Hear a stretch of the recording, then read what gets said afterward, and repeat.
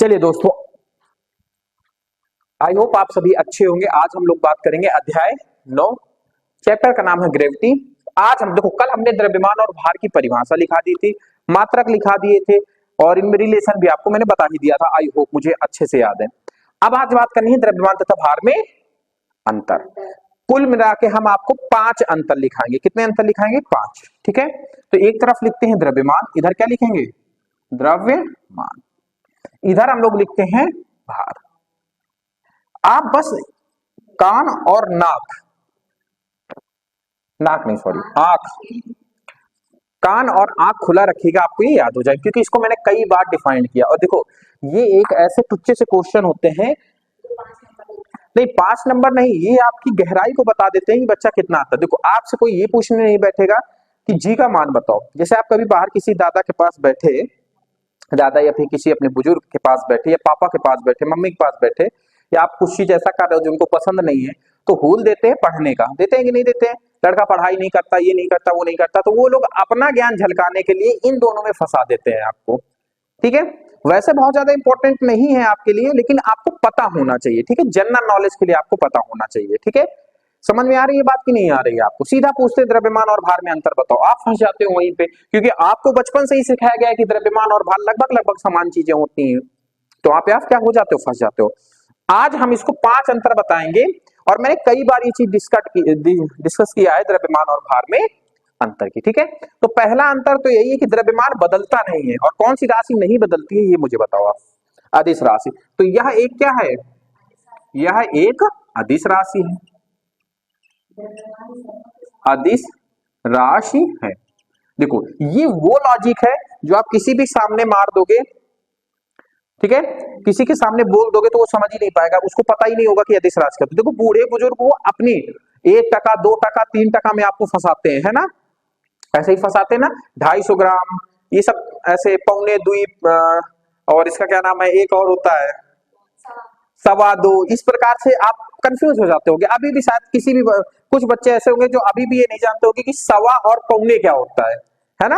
हाँ हाँ, इतना सबको पता होगा कि 2:15, 2:45, लेकिन पापा लोग कहेंगे कितना बजा हुआ, जैसे 2:15 बजा हुआ, जैसे बाई चांस 2:15 के समय, तो वही थोड़ी ना बोलेंगे कि इतना समय, वो 1:45 बोलेंगे या फिर 2.25 बोलेंगे। ठीक है, इसी प्रकार से तो बच्चे कंफ्यूज हो जाते हैं, यार 1:45 है कि 2:15 है, यही है ना? तो इन्हीं सब चीजों में बच्चों को फंसाते हैं। लेकिन आप अगर उनसे क्रॉस चेक कर लीजिए कि भाई अदिश राशियां बताओ और सदिश राशियां बताओ, तो शायद वो ना बता पाए। लेकिन वो ज्ञान आपका कोई नहीं देखेगा, ये झुंझुना वाले ज्ञान देखेंगे। तो झुंझुना वाले भी हम लोगों को पढ़ना जरूरी है। ठीक है, तो ये एक अदिश राशि होगी। भार अगर निरंतर चेंज होता रहता है, आपको मैंने कई बार बताया है, तो भार कैसी राशि हो जाएगी? एक भार एक सदिश राशि है। यहां तक बात समझ में आई? ये क्या होती है? पदार्थ की मात्रा होती है। द्रव्यमान क्या होता है? पदार्थ की मात्रा। द्रव्यमान पदार्थ की मात्रा को बताता है, को बताता है। बात समझ में आ रही है कि नहीं? जितना आपके अंदर खून, मांस, हड्डी, प्रोटीन, विटामिन, कार्बोहाइड्रेट जो भी है आपके अंदर, वो जो मात्रा है ना, वो कौन बताता है? द्रव्यमान बताता है। ठीक है, अब भार क्या बताता है? भार वो बताता है ग्रह, कोई भी ग्रह आपको कितनी कितनी मतलब फोर्स से अपनी ओर घसीट रहा है, वो क्या बताता है आपका भार? वो फोर्स को जनरेट करता है। बल क्या होता है? भार क्या एक तरीके का फोर्स है। तो इसको डिफाइन कैसे करेंगे? तो कोई ग्रह वस्तु को किस बल से, किस, या फिर कोई ग्रह वस्तु को जिस बल से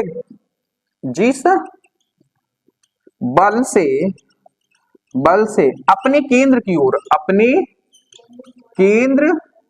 ओर खींचता है, उसे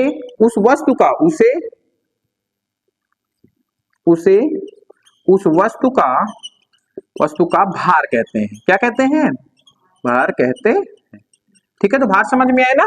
भार कोई आपका माप नहीं है। भार क्या है? एक फोर्स है, जो ग्रह जैसे पृथ्वी है, जिस फोर्स से आपको केंद्र की ओर घसीट रही है, वही आपका भार है। लेकिन आपके अंदर कितना खून, मास है, वो आपका क्या है? द्रव्यमान है। द्रव्यमान सर्वथा समान रहता है। द्रव्यमान सभी जगह क्या होता है समान। भाई आप ऐसा तो नहीं कि पृथ्वी में एक हाथ लेके जा रहे हैं, दोनों हाथ हैं, आप मंगल ग्रह में गए तो एक हाथ वहां पे अलग हो गया, ऐसा तो कोई नहीं है। जितना आपके पास बॉडी में जितना भी मास है, जो भी आपके पास खून, कार्बोहाइड्रेट, जो कुछ भी है आपके, वो यहाँ पर भी उतना ही है और वहां पर भी। ऐसा तो नहीं कि 4 लीटर खून वहां से यहाँ से जाने में वहां कम हो जाएगा, ऐसा तो कुछ है नहीं ना। तो द्रव्यमान सर्वथा क्या होता है, समान रहता है। तो क्या लिखेंगे तीसरा पॉइंट, द्रव्यमान पूरे ब्रह्मांड में, कहीं पर भी जाओ आप, पूरे ब्रह्मांड में क्या रहता है, समान रहता है। भार अलग अलग होगा, क्यों अलग अलग होगा, क्योंकि अलग अलग ग्रह की अलग अलग ग्रेविटी होती है, अलग अलग ग्रह। अच्छा, अलग अलग ग्रेविटी, ग्रेविटी डिपेंड किस में करती है, आप बताओ जरा सा मुझे। मास उसके उस ग्रह के द्रव्यमान पे डिपेंड करती है। अगर जितना बड़ा प्लेनेट होगा, जितना बड़ा ग्रह होगा, उसकी ग्रेविटी उतनी ही ज्यादा होगी। कोई ग्रह जितना छोटा होगा उसकी ग्रेविटी उतनी कम। जैसे कंपेयर टू चंद्रमा, पृथ्वी की अपेक्षा काफी छोटा है, इसलिए पृथ्वी की क्या है, पृथ्वी की ग्रेविटी स्ट्रांग है, चंद्रमा की ग्रेविटी कमजोर है। ठीक है, तो क्या लिखेंगे, भार भिन्न भिन्न भिन्न भिन्न जगह में, भार भिन्न भिन्न जगह में बदलता रहता है, रहता है।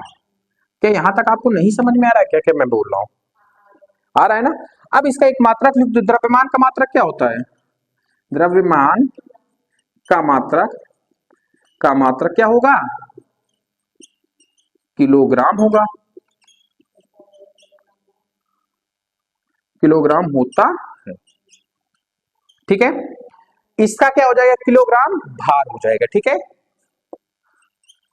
भार का मात्रक किलोग्राम भार होता है। कितने पॉइंट हो गए बेटा, 4 पॉइंट हो गए। हाँ, नापना ये तो बहुत इंपॉर्टेंट है, आपको बताना, यही पूछते हैं वो लोग। अच्छा बताओ, द्रव्यमान को कैसे नापा जाता है, भार को कैसे नापा जाता है, बताओ जरा, इतना आप जाता है। भौतिक तुला से मापा जाता है। ठीक है, भौतिक तुला से किसको नापा जाता है, आपका द्रव्यमान को किसको नापा जाता है। देखो, अगर मैंने ऐसे कर दिया ना तो अक्षय ने क्या बोला, भार को, है ना। चलो कोई बात नहीं। तो द्रव्यमान को कैसे नापा जाता है, को भौतिक तुला से नापा जाता है। ठीक है, किससे, भौतिक तुला से नापा या मापा जाता है। ठीक है, नापा या मापा लिखते हैं तो ज्यादा सही रहेगा। ठीक है, मापा जाता है। ठीक है, अच्छा, भार को कैसे नापा जाता है, मतलब भार कौन सी तुला हो जाती है यहाँ पे,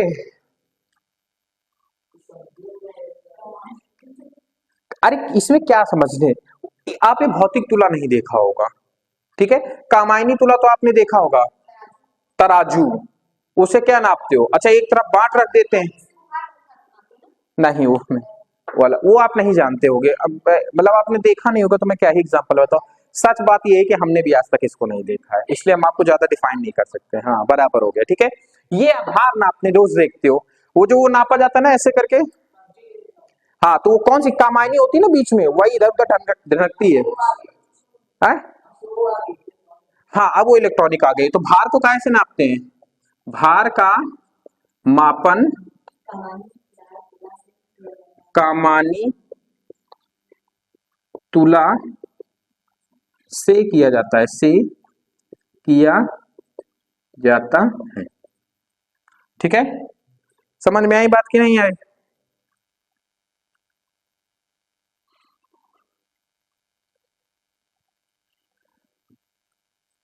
कमानी तुला या कमानीदार तुला। ठीक है, ठीक है, तो ये इसके क्या है आपके मेजर 5 हो गए ना, 1 2 3 4 5, और कुछ रहा जाता है तो मैं वो भी लिखाई दे रहा हूँ। द्रव्यमान का मात्रक किलोग्राम का समान होता है, अदिश राशि, बाकी सारी चीजें है। ठीक है, तो आप इसको नोट कर लो, फिर नेक्स्ट स्लाइड में आपको बताते हैं भार और थ्रस्ट, मतलब प्रेशर और थ्रस्ट क्या होता है। ठीक है, नोट कर लो, फिर आगे बताते हैं आपको।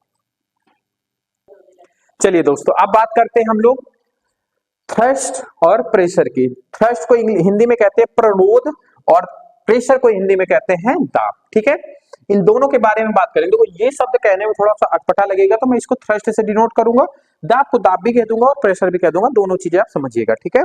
चलो तो सबसे पहले हम बात करेंगे प्रणोद होता क्या है। ये एक प्रकार का बल होता है। क्या होता है? बल होता है। जब सतह के लंबवत हम बल लगा रहे होते हैं तो उसी को हम लोग एक नया नाम दे देते हैं, क्या हो जाता है? बल। देखो बल तिरछा भी लगता है, सामने भी लगता है, 80 डिग्री, 90 डिग्री, 45 डिग्री, हर जगह पे। लेकिन जो बल 90 डिग्री पे लगता है उस बल को विशेष नाम दे दिया गया है, उसी को हम लोग क्या कहते हैं? थ्रस्ट कह देते हैं, ठीक है। क्या कह देते हैं? थ्रस्ट। अच्छा, आप मैं एक जनरल क्वेश्चन आपसे पूछ रहा हूं, आप मुझे बताइएगा, ये बताओ आप कि बल किस दिशा में सबसे अधिक प्रभावशाली होता है, किस एंगल पे सबसे ज्यादा प्रभावशाली होता है। मतलब हम बल को किस एंगल में लगाएं कि वो सबसे ज्यादा हमारा 90 डिग्री पे। कहां पे? 90 डिग्री। आप अगर मैं इस बोर्ड को ऐसे करके खींचूं तो उतना बल हमारा नहीं लगेगा, लेकिन जब मैं इसको ऐसे खींचूंगा तो जितना फोर्स मैं लगा रहा हूं अपने हाथ से उतना ही फोर्स किस पे डिस्ट्रीब्यूट हो रहा है? बोर्ड पे। ऐसा नहीं कि सारा हो रहा है, कुछ इधर उधर हो जाता है, लेकिन मैक्सिमम कहां से लगता है? 90 डिग्री पे। 180 में लगाओगे तो मतलब ही नहीं निकलेगा, 0 में लगाओगे तो मतलब ही नहीं निकलेगा, 45 में मिडिल में रहता है। लेकिन सबसे ज्यादा प्रभावशाली कब होता है? सतह के लंबवत। अब ये सतह के लंबवत होना चाहिए, जैसे ये है सतह, इसके लंबवत। देखो हमारा हाथ कितने डिग्री का कोण बना रहा है? 90 डिग्री का कोण बना रहा है। कितने का? 90 डिग्री का। अब ये सतह है, अब बताओ अगर मैं ऐसे करके इसको झेलू 180 का लगाऊं सतह के बिल्कुल पैरेलल, तो क्या एक भी भार लगेगा, फोर्स लगेगा? नहीं लगेगा। 45 डिग्री तकरीबन इतना होगा तो थोड़ा बहुत फोर्स लग जाएगा। 0 का मतलब ही नहीं बनता है कुछ, उसी में घुस जाओगे तो क्या लगाओगे आप? बताओ, लगाओगे क्या? नहीं। तो वो हमारा क्या होता है? थ्रस्ट। थ्रस्ट क्या लिखे लगाएंगे? किसी वस्तु के, डेफिनेशन क्या लिखा है बताओ? हाँ, किसी वस्तु की, वस्तु की सतह, सतह के लंबवत लगने वाले बल को, बल को थ्रस्ट कहते हैं या प्रणोद कहते हैं। बल को प्रणोद या फिर इसी को हम लोग थ्रस्ट, थ्रस्ट कहते हैं। अच्छा, एक चीज आपने और सुना होगा, कभी कभी गाड़ी फंस जाती है तो हम लोग क्या कहते हैं? यार इस गाड़ी को थ्रस्ट मिल जाए तो ये ज्यादा निकल जाएगी, ऐसा बोलते हैं? नहीं बोलते। तो आप ध्यान रखिएगा, कभी भी आप जो ड्राइवर्स होते हैं उनके मुंह से आप यही सुनेंगे कि यार अगर इसका थोड़ा सा थ्रस्ट और मिल जाए तो काम बन जाए। या फिर स्पेस में थ्रस्ट का नाम बहुत लिया जाता है।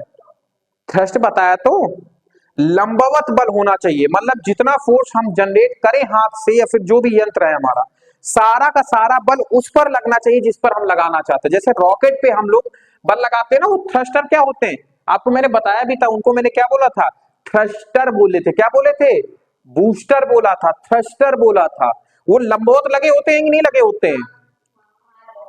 ठीक है। और वो नीचे की ओर फेंका करते तो ऊपर की ओर क्या जाती है? रॉकेट। उसी को कहते हैं थ्रस्ट देना। क्या करना? थ्रस्ट देना। और आप जब किसी वस्तु को इकट्ठा इकट्ठा थ्रस्ट दे देते हो स्पेस में तो उतनी ही कांस्टेंट स्पीड से क्या होती रहती है? अनंत काल तक ट्रेवल करती रहती है। जो हमारी सैटेलाइट होती है, सैटेलाइट की स्पीड को कैसे निर्धारित करते हैं? सैटेलाइट की उसमें स्पीड ब्रेकर तो होता नहीं है कि कहीं रुकना कहीं, उसको तो एक घुमा दो तो घूमती रहेगी, तो उतना उसमें फ्यूल भर दिया जाता है और वो सारा फ्यूल एक बार में जला दिया जाता है। जब वो जैसे मान लो कि ऑर्बिट में पहुंच गई, अब वो बिल्कुल मरी मरी घूम रही। अब वैज्ञानिकों को लगा कि इसकी स्पीड तकरीबन तकरीबन 40 किलोमीटर पर सेकंड होनी चाहिए, तो इकट्ठा थ्रस्ट देंगे, कितना जनरेट हो जाए वो? 40 किलोमीटर पर सेकंड का। एक सेकंड में कितनी चले वो? 40 किलोमीटर। तो उतना एक बार में फ्यूल जलाएगी और उतनी ही स्पीड वो दे देगी किसको? सैटेलाइट को। और सैटेलाइट अनंत काल तक उसी उसमें घूमती रही, क्योंकि वो तो ग्रेविटी फ्री है, वहां पे ग्रेविटी काम नहीं कर रही है। ठीक है। ऐसे ही हम लोगों ने वाइजर 1 और वाइजर 2 को भी क्या किया था? पृथ्वी से लॉन्च किया था। 1970 के दशक में हम लोगों ने एक सैटेलाइट पृथ्वी से लॉन्च किया जिसका नाम था वाइजर 1। फिर उसके कुछ साल बाद वाइजर 2 किया। आज वाइजर 1 जानते हो कहां पे जा चुका है? हमारे पूरे ब्रह्मांड से बाहर जा चुका है। मानव द्वारा सबसे दूर भेजा जाने वाला एकमात्र यंत्र वाइजर 1 है जो इतनी समय हमारे सूर्य की ग्रेविटी को छोड़ के बाहर जा चुका है। और 70 साल, मतलब तो 1970 से लेके अब तक चलता चला आ रहा है, तब जाके वो नहीं है, मैंने आपको क्या बताया, आप सुने ही नहीं मेरी बात को। पृथ्वी से जब निकला तो जितनी मैक्सिमम स्पीड हम दे सकते थे उसको दे के इकट्ठा इकट्ठा थ्रस्ट करके उसको छोड़ दिया। अब कोई ग्रेविटी तो है नहीं, क्या कोई ग्रेविटी है? नहीं है ना ग्रेविटी। अब जब ग्रेविटी नहीं है तो जितना हम यहां से दे के भेजेंगे वो उतना ही तो घूमेगा, टहलता रहेगा कि नहीं टहलेगा? भाई ग्रेविटी ही, या फिर हवा हो या फिर फ्रैक्शन हो, कोई बल तो होना चाहिए जो उसकी स्पीड को कम करे। बताओ, जब ना तो वहां पे स्पेस में हवा है, ना तो फ्रैक्शन है, ना ही ग्रेविटी है, ना ही इलेक्ट्रिक बल है, कुछ है ही नहीं, सिर्फ खाली है। तो जितना देंगे उतने से वो चलता रहेगा अनंत काल तक। तो सोचो, मनुष्य के द्वारा सबसे तेज भेजा जाने वाला और सबसे दूर भेजा जाने वाला यंत्र कौन सा है हम लोगों का? वाइजर 1। कौन सा है? वाइजर 1। समझ में आया बात, आई बात की नहीं? इकट्ठा किसी चीज को ढकेल देना ही थ्रस्ट कहलाता है आपका, ठीक है? तो थ्रस्ट समझ में आया ना किसको कहते हैं? अब दाब की परिभाषा क्या लिखोगे? क्या लिखोगे दाब की परिभाषा? प्रति एकांक क्षेत्रफल लगने वाला प्रमोद को दाब कहते हैं। प्रति एकांक क्या लिखोगे? प्रति एकांक क्षेत्रफल पर, क्षेत्रफल पर, क्षेत्रफल पर लगने वाले प्रणोद को क्या कहते हैं? को प्रेशर कहते हैं, दाब कहते हैं। क्या कहते हैं? दाब कहते हैं या प्रेशर कहते हैं। ठीक है, बात समझ में आई कि नहीं आई आपको? आ गई ना? अब दाब का एक फॉर्मूला भी होना चाहिए। दाब बराबर क्या हो जाता है? प्रणोद बटे क्षेत्रफल। ये अच्छा एक बात बताओ, मुझे ये बताओ, आपने प्रणोद को या थ्रस्ट को समझा क्या आपने प्रेशर समझा या बल समझा? इसको बताओ। ये एक बल है, दाब नहीं है। क्या है आपका? बल। तो प्रणोद को हम नॉर्मल भाषा में हम लोग क्या कह सकते हैं? दाब बराबर बल बटे क्षेत्रफल। बात समझ में आई कि नहीं आई? और दाब का मात्रक क्या हो जाएगा? दाब का मात्रक। अब देखो, बल का मात्रक क्या होता है? न्यूटन, क्षेत्रफल का मीटर स्क्वायर। तो क्या हो जाएगा?